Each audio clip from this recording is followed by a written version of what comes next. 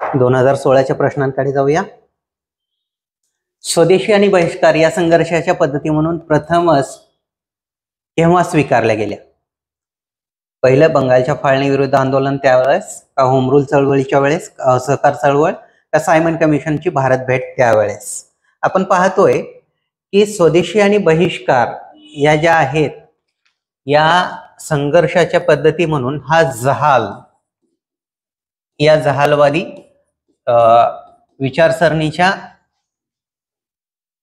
विचारसरणी होती आणि याचा सिद्धांत आपण म्हणू शकतो. आणि या दृष्टिकोनातून आपल्याला पाहायला मिळेल की लोकमान्य टिळकांनी जी चतुसूत्री सांगितलेली होती त्याच्यामधला स्वदेशी आणि बहिष्कार हे दोन घटक होते. आणि या दृष्टिकोनातून बंगालच्या फाळणीच्या विरोधामध्ये स्वदेशी चळवळ जी चालू झाली त्या स्वदेशी चळवळीच्या दरम्यान पहिल्यांदा या पद्धती स्वीकारल्या गेल्या. आणि त्या दृष्टिकोनातून उत्तर येते एक, बंगालच्या फाळणीच्या विरोधातील आंदोलन. पुढला प्रश्न आहे सत्यशोधक समाजाबद्दल. बिहारमधील आदिवासींच्या उत्थानाची चळवळ होती का? का गुजरातमधील मंदिर प्रवेशाची चळवळ होती? का महाराष्ट्रातील जातीविरोधी चळवळ होती? का पंजाबमधील शेतकरी चळवळ होती? याचं उत्तर आपल्याला सर्वांना माहीतच आहे. आपण महाराष्ट्राशी रिलेटेड आहोत. महाराष्ट्रामध्ये आपण मराठीतून UPSCची तयारी करण्याचा विचार करतोय तर निश्चितच आपल्याला साहजिकच आहे की सत्यशोधक समाज आणि महात्मा फुले. आणि ही एक ब्राह्मण्यवाद विरोधी चळवळ होती. ब्राह्मणेतर चळवळ होती ही आपण पाहतो. ब्राह्मण्यवाद विरोधी म्हणतोय आपण, ब्राह्मण विरोधी नाही तर ब्राह्मण्यवाद विरोधी, ब्राह्मणेतर चळवळ म्हणून आपण पाहतो की जी ब्राह्मण्यवाद म्हणजे काय आहे की वरिष्ठ जातींचं कनिष्ठ जातीवरती प्राबल्य ठेवण्याचा प्रयत्न करत असलेली विचारसरणी. आणि मग या दृष्टिकोनातून महाराष्ट्रातील जातीविरोधी चळवळीला सत्यशोधक चळवळीशी संबंधित करता येतं हे आपण पाहतो. सत्यशोधक चळवळीची जी काय समाजाची जी स्थापना आहे ती आपल्याला सर्वांना माहितीच असायला पाहिजे. ती आहे 1873 साली 24 सप्टेंबर 1873 साली पुणे येथे महात्मा फुले यांनी सत्यशोधक चळवळीची स्थापना केल्याचं माहित आहे आपल्याला.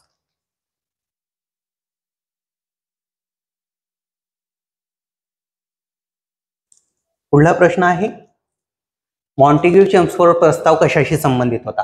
एक, सामाजिक सुधारणा, बी, शैक्षणिक सुधारणा, सी, पोलीस प्रशासनातील सुधारणा, का डी, घटनात्मक सुधारणा?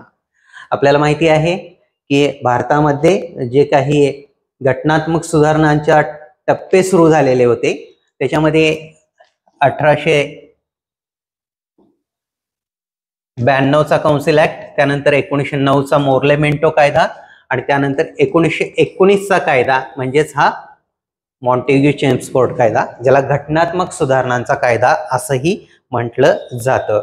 आणि या दृष्टिकोनातून डी हे याचं उत्तर आहे. पुढला प्रश्न आहे खालील गोष्टींचा विचार करा. एक, कलकत्ता एकतावादी समिती. 2, नवीन प्रार्थना मंदिर. 3, इंडियन रिफॉर्म असोसिएशन. याच्यामध्ये जर बघितलं तर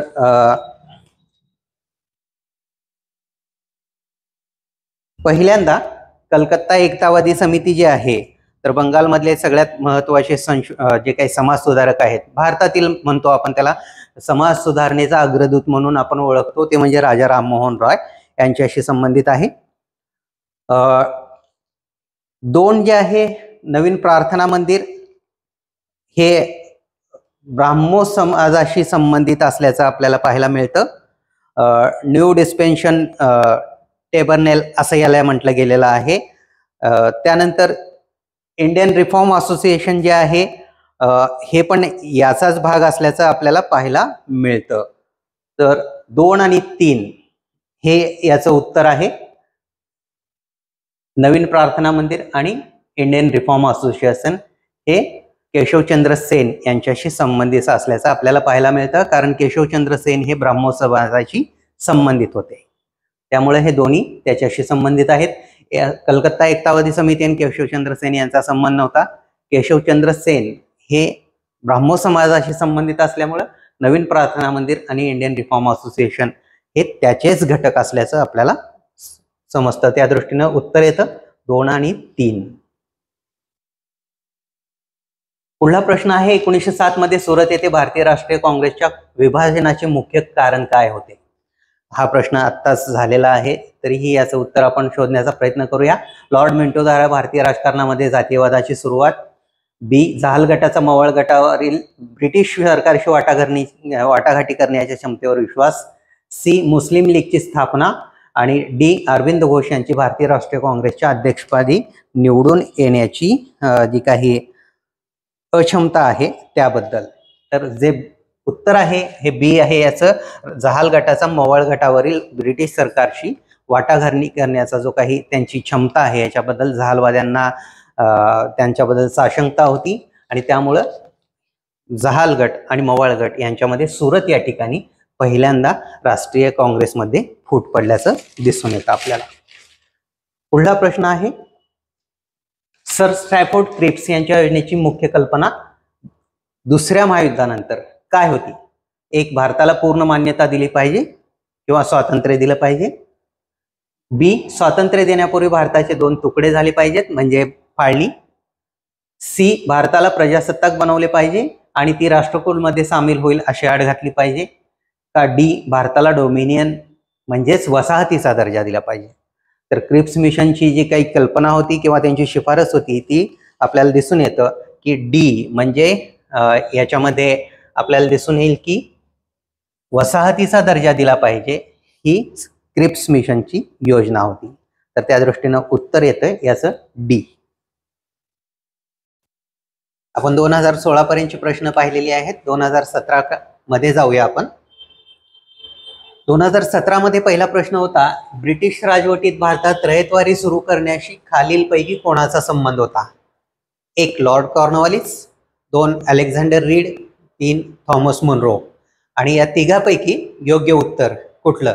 फक्त 1 म्हणजे लॉर्ड कॉर्नवॉलिस, का 1 आणि 3 कॉर्नवॉलिस आणि थॉमस मुनरो, का 2 आणि 3 अलेक्झांडर रीड आणि थॉमस मुनरो, का डी 1, 2, 3 तिन्ही बरोबर?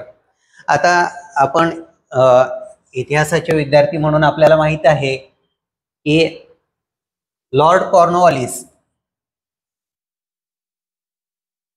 हा जमीनदारीशी संबंधित होता आणि त्या अनुषंगानं ज्यावेळेस जमीनदारीशी संबंधित होता त्यावेळेस हा जो ऑप्शन आहे हा या ठिकाणी लागू होत नाही.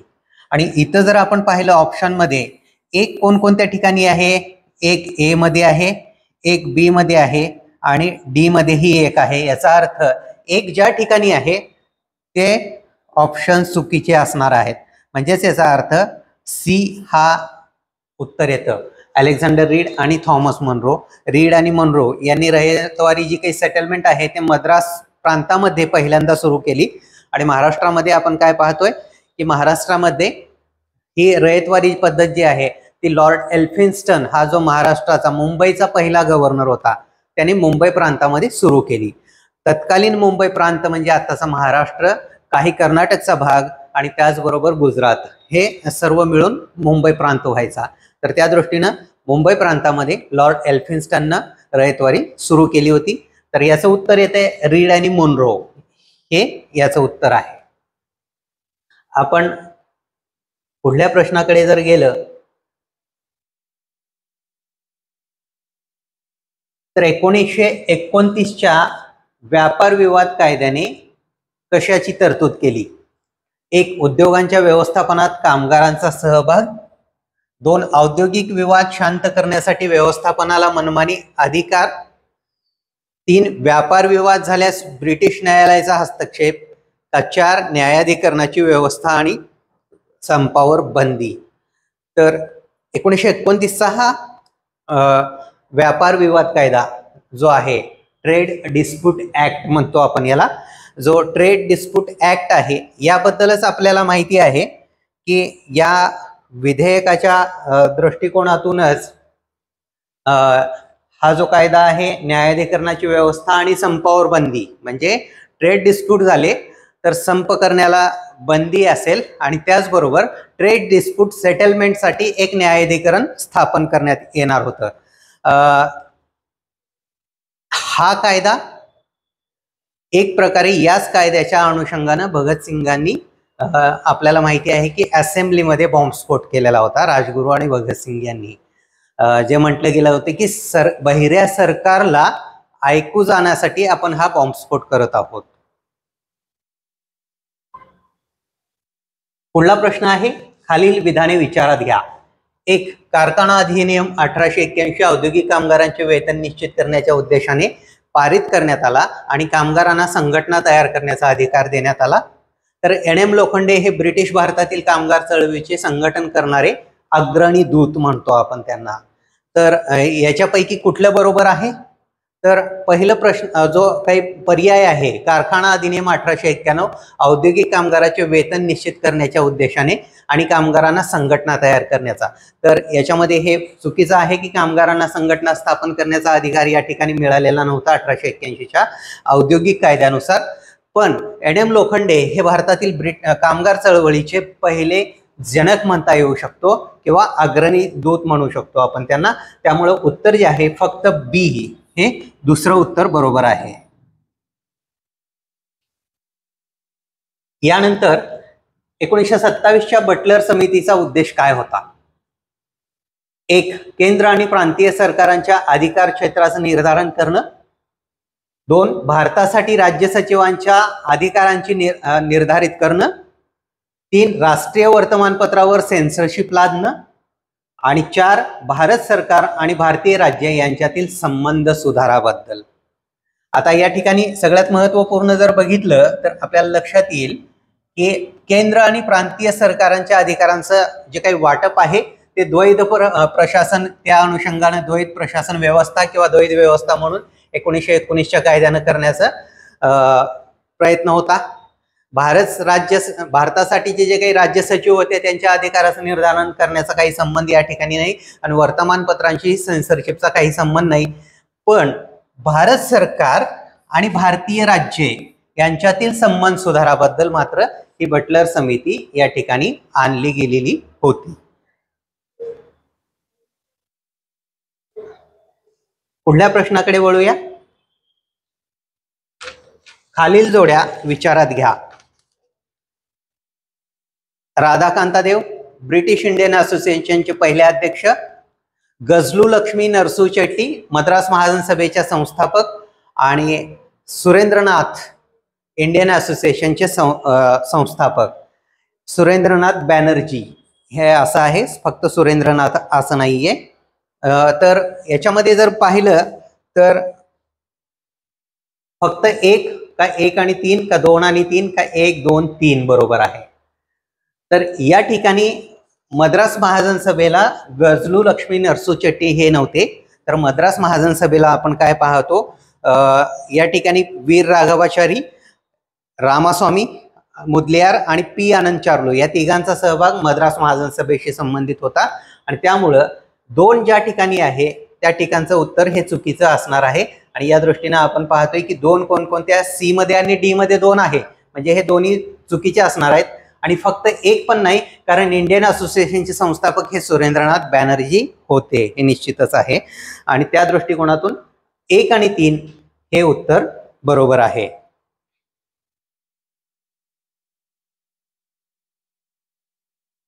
भारताच्या इतिहासाच्या संदर्भात डायरची द्वैध तत्वाचा संदर्भ काय आहे? 2 सभागृहात केंद्रीय कायदेमंडळातील विभागणी, दुहेरी सरकार म्हणजे केंद्र आणि राज्य सरकारे, लंडनमध्ये एक सरकार आणि दुसरं दिल्लीत असे सरकारची रचना, का प्रांतांना सोपविलेल्या विषयांची 2 श्रेणीमध्ये विभागणी. तर याचं उत्तर हे डी आहे, प्रांतांना सोपवलेल्या विषयांची 2 श्रेणीमध्ये विभागणी. 1919चा जो काही मॉन्टेग्यू चेम्सफोर्ड कायदा होता, या मॉन्टेग्यू चेम्सफोर्ड कायद्यानुसार आपण पाहतो की त्यालाच द्वैध प्रशासन व्यवस्था असं म्हटलं गेलेलं आहे. या कायद्यानुसार प्रांतामध्ये द्वैध शासन आणलं, ज्याच्यामध्ये जे विषय होते ते विषय राखीव म्हणजे ज्याचा कारभार गव्हर्नर करायचा प्रांताचा, आणि जे सोपी होते ते सोपीव खाती त्याचा कारभार हे निवडून आलेले मंत्री करतील अशी रचना करण्याचा प्रयत्न द्वैध प्रशासकीय व्यवस्थेमध्ये डायरची मध्ये करण्यात आलेला होता. पण या पद्धतीनं केव्हाही निवडणुका झाल्या नाहीत 1919च्या कायद्याने आणि प्रांतामध्ये ही डायरची अस्तित्वात आली नाही. पहिल्यांदा 1935च्या कायद्यानं आपल्याला प्रांतांमध्ये सरकारे स्थापन झालेली दिसून येतात. तोपर्यंत प्रांतांमध्ये सरकारांचा संबंध आला नाही.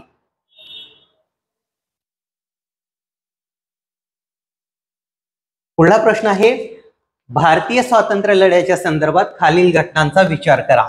1. रॉयल इंडियन नेव्हीमध्ये बंडखोरी, दुसरं भारत छोडो आंदोलन आणि तिसरं दुसरी गोलमेज परिषद. आता याचा योग्य कालानुक्रम लावा असं म्हटलं गेलेलं आहे. तर या दृष्टिकोनातून गोलमेज परिषद झाली ती साधारणतः आपण पाहतोय 1930 पासून सुरू झालेल्या होत्या गोलमेज परिषदा. आणि अगदी आपण तिसरी गोलमेज परिषद जर बघितली तर 32 पर्यंत, म्हणजे हे 1930 ते 32च्या कालखंडामधलं. भारत छोडो आंदोलन चले जाव चळवळ 1942 ला आणि इंडियन नेव्ही मधलं बंड जे होतं ते 1946 ला झालेलं आहे. तर या दृष्टिकोनातून योग्य कालानुक्रम म्हटलं तर 3, 2 आणि 1 म्हणजे सी याचं उत्तर आहे हे आपण पाहतो. आता या इंडियन नेव्ही मधील बंडाबद्दल आपल्याला माहिती आहे की मुंबईमधील तलवार बेटीवरती आणि ज्या कराची बंदरामधील हिंदुस्तान बोटीवरती हे बंड झालेलं होतं.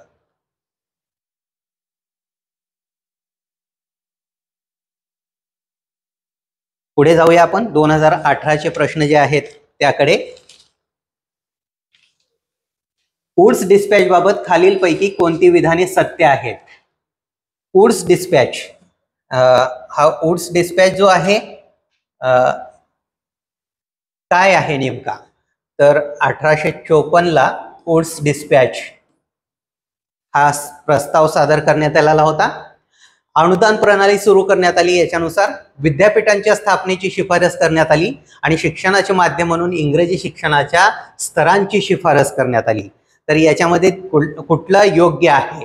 तर याच्यामध्ये वुड्स डिस्पॅचला जे 1854 ला वुड्स डिस्पॅच आला, तर या 1854च्या वुड्स डिस्पॅचचं सगळ्यात महत्वाचं काय आहे, तर या वुड्स डिस्पॅचला भारतातील शिक्षणाचा मॅग्ना कार्टा असं म्हटलं जातं. Magna carta. आता हे मॅग्ना कार्टा असं का म्हणतो, तर हे माइलस्टोन आहे. माइलस्टोन म्हणतो आपण त्याला. माइलस्टोन ही का म्हणतो, तर या ज्या वुड्स डिस्पॅचनं शिफारसी केल्या त्यातल्या बऱ्याचशा शिफारसी आजही त्याच पद्धतीनं सुरू आहेत. भारतातील शिक्षण व्यवस्था आजही याच आधारावरती सुरू आहे आणि या दृष्टिकोनातून आपण पाहतोय की वुड्स डिस्पॅच हा इम्पॉर्टंट होता. यानं अनुदान प्रणाली सुरू केली. जे खासगी शिक्षण व्यवस्था संस्था आहेत त्या संस्थांना अनुदान देण्याचा सुरुवात यापासून सुरू झालेली आहे आणि अजूनही आपण ते पाहतोय की आताही व्यवस्थेमध्ये सेम पद्धतीनं शासकीय शाळा सोडल्या तरी पण खासगी शाळांना सुद्धा अनुदान दिलं जातं सरकारमार्फत. तर ते या पासून सुरुवात झालेलं दिसून येतं. दुसरं, विद्यापीठांची स्थापना याच कालखंडामध्ये सुरू झाली आणि त्या दृष्टिकोनातून आपण पाहतोय की विद्यापीठांच्या स्थापनेची शिफारस झाल्यानंतर कलकत्ता विद्यापीठ पहिलं, दुसरं बॉम्बे विद्यापीठ म्हणजे मुंबई विद्यापीठ सध्याचं आणि तिसरं मद्रास विद्यापीठ, हे 3 विद्यापीठं सुरुवातीला स्थापन करण्यात आलेली होती. तर या दृष्टिकोनातून पहिलं आणि दुसरं बरोबर आहे. शिक्षणाचं माध्यम इंग्रजी हे ठरवण्यात आलेलं नव्हतं. तर शिक्षणाचं माध्यम हे इंग्रजी नव्हतं का, तर आपण पाहतो की लॉर्ड मेकॉलेनं सुरुवातीला सांगितलेलं होतं 1833 ला की झिरपता सिद्धांत म्हणतो. 1835 ला जो सुरू केला, कारण 1833 ला स्थापना झाली आणि 1835 ला यांनी शिफारस दिली आणि त्या दृष्टिकोनातून शिक्षणाचा झिरपता सिद्धांत जो आहे तो लॉर्ड मेकॉलेनं दिला, ज्याच्यामध्ये इंग्रजी शिक्षण माध्यम म्हणून स्वीकारण्यात आलेलं होतं. पण या ठिकाणी मात्र काय झालं, तर या ठिकाणी माध्यमिक शिक्षण जे आहे ते स्थानिक भाषेतून आणि उच्च शिक्षण जे आहे ते इंग्रजी माध्यमातून व्हावं अशी शिफारस करण्यात आलेली होती. त्यामुळे ही पूर्णपणे इंग्रजी शिक्षण नाहीये, तर या दृष्टिकोनातून हा ऑप्शन चुकीचा आहे. म्हणून याचं उत्तर येतं ए, 1 आणि 2.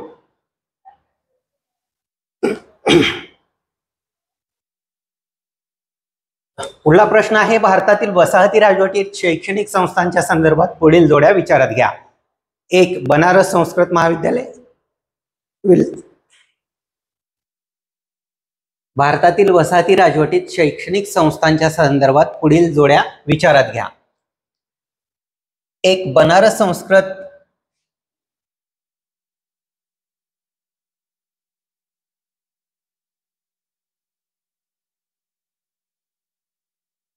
1. बनारस संस्कृत महाविद्यालय, याची स्थापना विल्यम जोन्सने केलेली आहे का?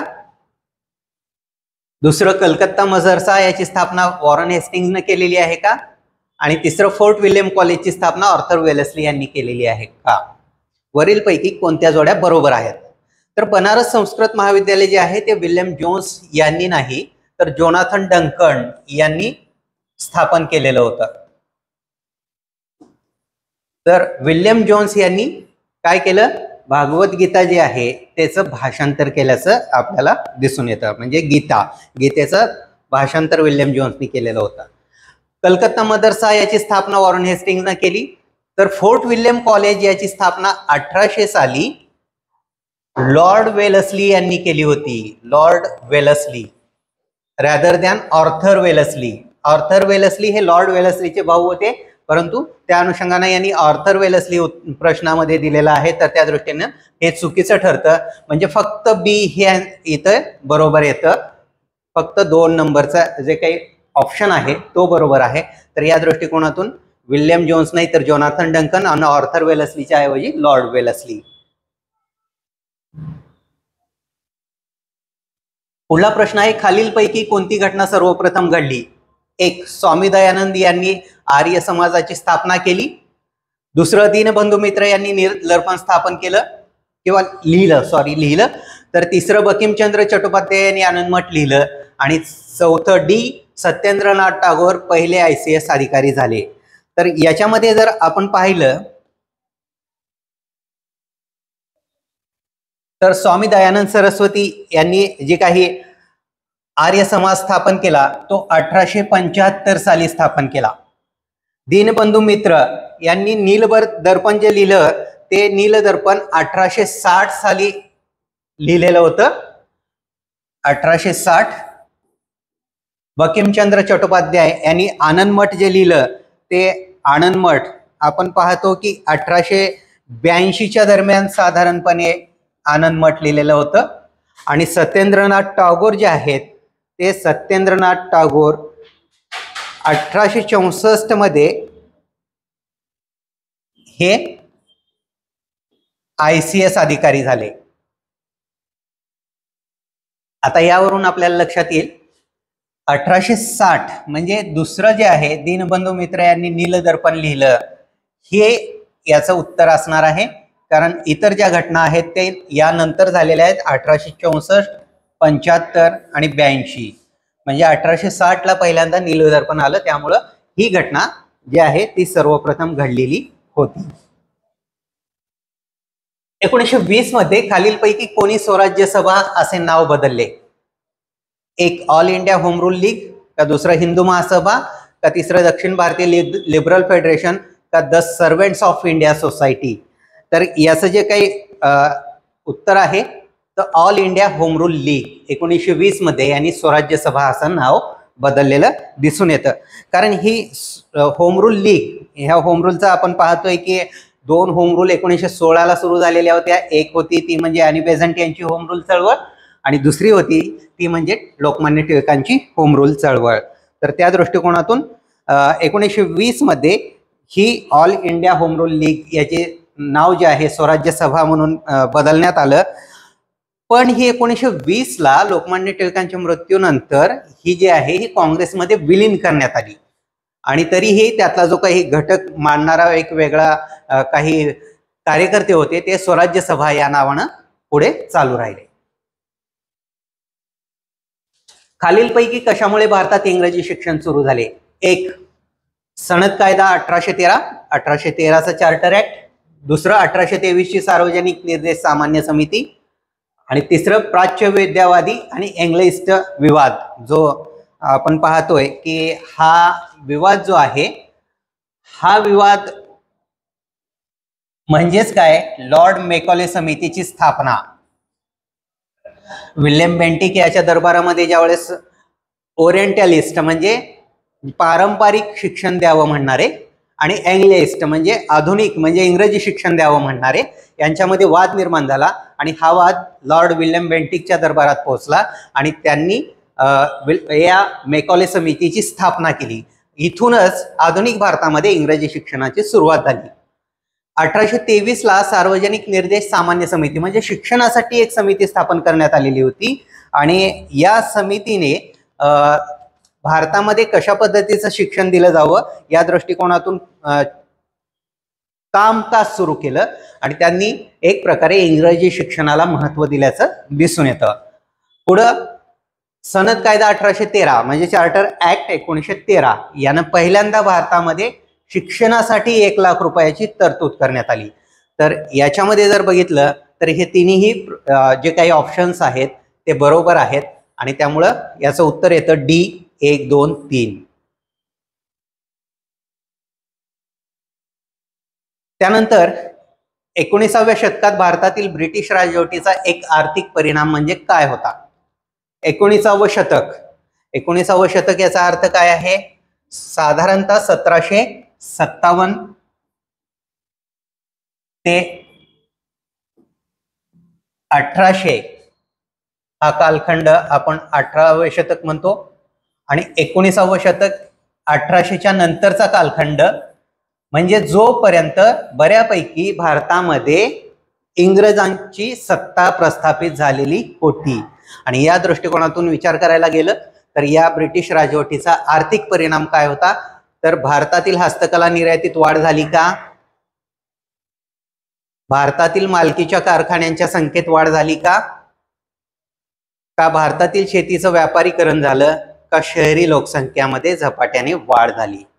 तर याचं उत्तर येतं शेतीचं व्यापारीकरण, वाणिज्यीकरण, शेतीचे वाणिज्यीकरण, ॲग्रिकल्चर कमर्शलायझेशन असं म्हणतो आपण, ज्याच्यामध्ये आपण पाहतो की प्लांटेशन इंडस्ट्री जी आहे ती मोठ्या प्रमाणात वाढलेली होती, नगदी पिकांना महत्त्व आलेलं होतं आणि या दृष्टिकोनातून हा ब्रिटिश राजवटीचा एक आर्थिक महत्त्वपूर्ण परिणाम होता 19व्या शतकातील.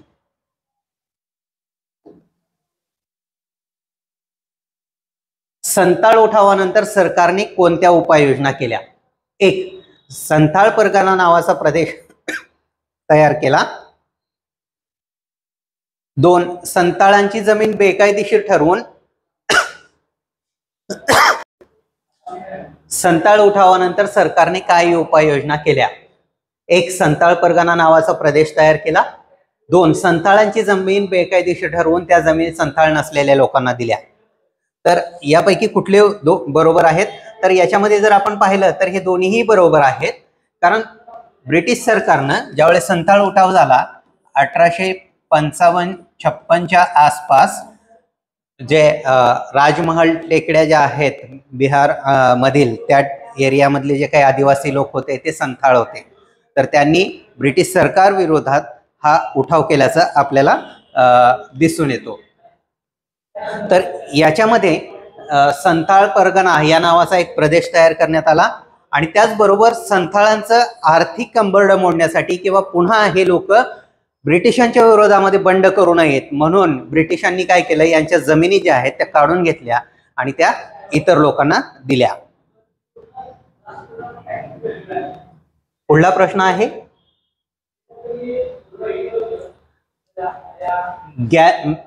त्यांनी मॅझिनी, गॅरिबाल्डी, शिवाजी आणि श्रीकृष्ण यांची चरित्रे लिहिली आणि काही काळ अमेरिकेत राहिले आणि सेंट्रल असेंब्लीसाठी निवडून आले. तर या हे कोण होते, हे कोणते नेते होते? तर एक अरविंद घोष, दुसरं बिपिनचंद्र पाल आणि तिसरं लाला लजपत राय आणि चौथं डी जे आहे मोतीलाल नेहरू. तर आपण पाहतोय की साधारणतः अमेरिकेमध्ये जाऊन राहिलेले या एका याच्यावरून आपल्याला उत्तर शोधता येऊ शकतं ते म्हणजे लाला लजपत राय.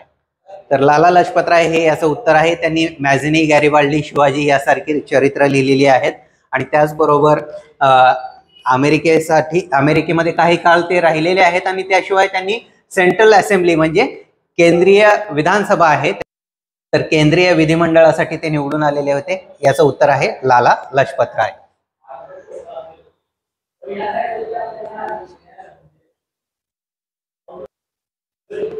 खालीलपैकी कोणते विधान लॉर्ड वेलेस्ली बाबत त्याने सादर केलेल्या तैनाती फौजेला लागू होते?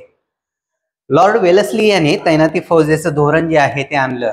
आपल्याला माहिती आहे की ब्रिटिश भारतामध्ये सत्ता प्रस्थापित होण्यामधलं महत्वपूर्ण साधन होतं ते म्हणजे तैनाती फौजेचं धोरण. कारण या तैनाती फौजेच्या धोरणानं काय केलं तर इतरांच्या खर्चावर मोठ्या प्रमाणावर उभे असलेले सैन्य राखलं.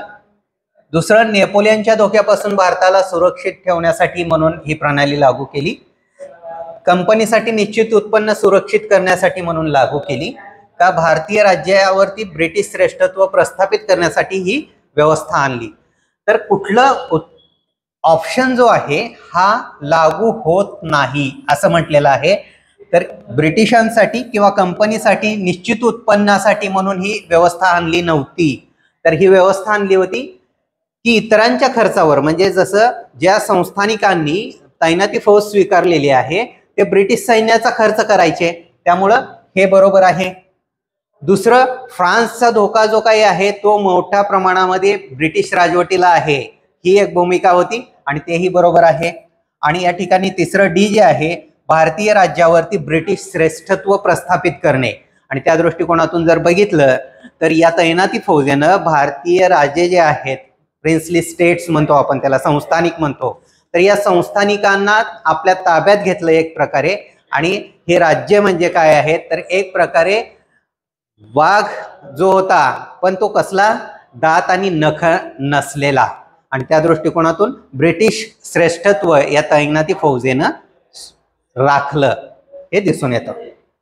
तर याचं उत्तर आहे सी, कंपनीसाठी निश्चित उत्पन्न सुरक्षित करण्यासाठी योजना आणलेली नव्हती. पुढला प्रश्न आहे, 1948 मध्ये स्थापन झालेल्या हिंद मजदूर सभेचे संस्थापक खालीलपैकी कोण होते? एक, बी कृष्ण पिल्लई, EMS नंबूदिरीपाद आणि KC जॉर्ज. का जयप्रकाश नारायण, दीनदयाल उपाध्याय, MN रॉय. का CP रामस्वामी अय्यर, K कामराज आणि वीरेशलिंगम पंतलू. का डी अशोक मेहता, T रामानुजन आणि GG मेहता. तर ही जी काही स्थापना आहे हिंद मजदूर सभा, यालाच राष्ट्रीय व्यापार संघ असंही म्हटलं जातं, जी पश्चिम बंगालमध्ये स्थापन झालेली होती. आणि याचं उत्तर जे आहे, याचं उत्तर हे डी आहे, अशोक मेहता, TS रामानुजम आणि GG मेहता. पुढल्या प्रश्नाकडे वळूया. खालीलपैकी कोणता चंपारण्य सत्याग्रहाचा अतिशय महत्वाचा पैलू आहे? ए, राष्ट्रीय चळवळीमध्ये वकील, विद्यार्थी आणि महिलांचा सक्रिय सहभाग. बी, राष्ट्रीय चळवळीमध्ये भारतातील दलित आणि आदिवासींचा सक्रिय सहभाग. का सी, राष्ट्रीय चळवळीमध्ये भारताच्या असंतुष्ट शेतकऱ्यांना सामील होणं. का डी, लागवड पिके आणि व्यावसायिक पिकांच्या लागवडीत प्रचंड घट. तर याचं उत्तर येतं राष्ट्रीय चळवळीमध्ये असंतुष्ट शेतकऱ्यांचा सहभाग हा महत्वपूर्ण आहे, पैलू आहे. याचं कारण काय आहे, याचं रिझन काय आहे? आपल्याला शेतकरी चळवळी भारतामध्ये दोन दिसून येतात. एक 19व्या शतकामधील शेतकरी चळवळी आणि दुसऱ्या 20व्या शतकामधील शेतकरी चळवळी. ह्या दोन्ही मधला फरक काय आहे? 19व्या शतकातील शेतकरी चळवळी जसं दख्खनमधील शेतकऱ्यांचा उठाव आहे, पंजाबमधील शेतकऱ्यांचा उठाव आहे, तर हे जे काही उठाव आहेत किंवा नीळचा उठाव म्हणतो आपण, तो पण शेतकऱ्यांचाच उठाव होता. तर हे जे काही उठाव आहेत याच्यामध्ये काय आहे तर हे जे आहेत हे व्यवस्थेच्या विरोधात नव्हते, व्यवस्था विरोधी नव्हते. म्हणजे ब्रिटिशांची राजवट आपल्याला उलथवून टाकायची आहे असा याच्यामध्ये कुठलाही हेतू नव्हता. तर हे ब्रिटिश राजवटीचा विरोध याच्यामध्ये पूर्णपणे नव्हता हे दिसून येतो. विरोध ब्रिटिशांना नव्हता. पण विशेषतः 20व्या शतकातील शेतकरी चळवळी ज्या आहेत त्या या राष्ट्रीय चळवळीला एक प्रकारे सामील झाल्या आणि राष्ट्रीय चळवळीला सामील झालेल्या असल्यामुळे आपण काय पाहतो की या शेतकरी चळवळी एक प्रकारे ब्रिटिशांच्या व्यवस्थेच्या विरोधात राहिल्या. म्हणजेच थोडक्यात काय, शेतकरी चळवळीचं वैशिष्ट्य 19व्या शतकातील शेतकरी चळवळी व्यवस्थे अंतर्गत म्हणू शकतो आणि 20व्या शतकातील शेतकरी चळवळी व्यवस्थेविरोधी म्हणजे ब्रिटिशांच्या विरोधी आहेत हे आपल्याला दिसून येतं. तर याचं उत्तर भारताच्या राष्ट्रीय चळवळीत चंपारण्य सत्याग्रहानं शेतकऱ्यांना आणलं. पुढला प्रश्न आहे 18व्या शतकाच्या मध्यात इंग्रजी ईस्ट इंडिया कंपनीने बंगालमधून निर्यात केलेल्या मुख्य वस्तू कोणत्या होत्या? एक कच्चा कापूस का तेल, बिया आणि अफू. दुसरं साखर, मीठ, जस्त आणि शिश. का सी तांबे, चांदी, सोने, मसाले आणि चहा. का डी कापूस, रेशीम, सॉल्ट, पीटर आणि अफू. तर याचं उत्तर आहे डी कापूस, रेशीम, सॉल्ट, पीठ आणि अफू. सॉल्ट पीट म्हणजे जे गन पावडर म्हणतो आपण, बंदुकीच्या दारुगोळ्यासाठी लागणार ते, आणि अफू आणि रेशीम बंगालमधली रेशीम आपल्याला माहिती आहे. आणि या दृष्टिकोनातून आपल्याला दिसून येतं की डी हे याचं उत्तर आहे. पुढला प्रश्न आहे खालील घटनांचा विचार करा. एक, भारतातील एका राज्यात लोकशाही पद्धतीने निवडून आलेले पहिले कम्युनिस्ट पक्षाचे सरकार स्थापन झाले. 2, भारतातील तत्कालीन सर्वात मोठी बँक म्हणजे इम्पेरियल बँक ऑफ इंडियाचे नामकरण स्टेट बँक ऑफ इंडिया असे करण्यात आले. 3, एअर इंडियाचे राष्ट्रीयकरण झाले. आणि 4, गोवा स्वतंत्र भारताचा भाग झाला. तर या घटनांचा कालानुक्रम जो आहे तो योग्य पद्धतीने लावायचा आहे. तर या दृष्टिकोनातून आपण जर विचार करायला गेलं तर आपल्याला दिसून येतं की कम्युनिस्ट पक्षाचं सरकार जे आहे ते केव्हा स्थापन झालेलं होतं?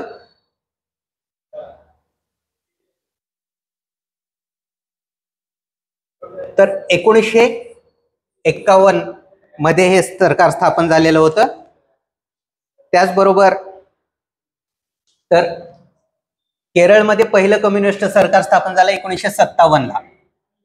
ज्या काही पहिल्या निवडणुका झाल्या त्या 1952 ला आणि दुसऱ्या निवडणुका झाल्या त्या 1957 ला. त्यावेळेस 1957 ला केरळमध्ये पहिलं कम्युनिस्ट सरकार स्थापन झालं. दुसरं, भारतातील तत्कालीन सर्वात मोठी बँक जी होती ती इम्पेरियल बँक ऑफ इंडिया, याचं SBI state bank of India मध्ये नामकरण झालं ते 1955 ला. त्यानंतर एअर इंडिया जे आहे त्या एअर इंडियाचं नामकरण झालं किंवा राष्ट्रीयकरण झालं ते 1953 ला.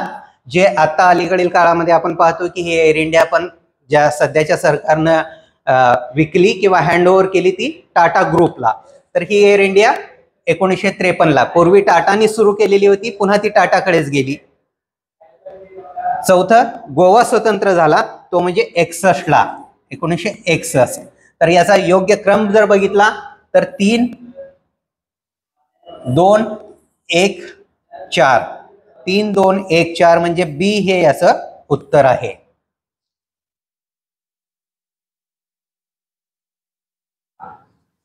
पुढला प्रश्न आहे 1935च्या भारत सरकारच्या कायद्याने स्थापन केलेल्या फेडरेशन मध्ये शेषाधिकार कोणाला दिले गेले? आता शेषाधिकार म्हणजे पॉलिटीमध्ये आपल्याला माहिती आहे की जर आपल्याला बेसिक पॉलिटी वाचन झालेलं असेल तर त्यामध्ये शेषाधिकार रेसिड्युअरी पॉवर्स म्हणतो आपण. सध्याच्या रेसिड्युअरी पॉवर ज्या आहेत भारतीय राज्यघटनेमध्ये त्या केंद्राकडे आहेत. 3 लिस्ट असतात, एक कॉन्करंट लिस्ट, दुसरी स्टेट लिस्ट आणि तिसरी सेंट्रल लिस्ट.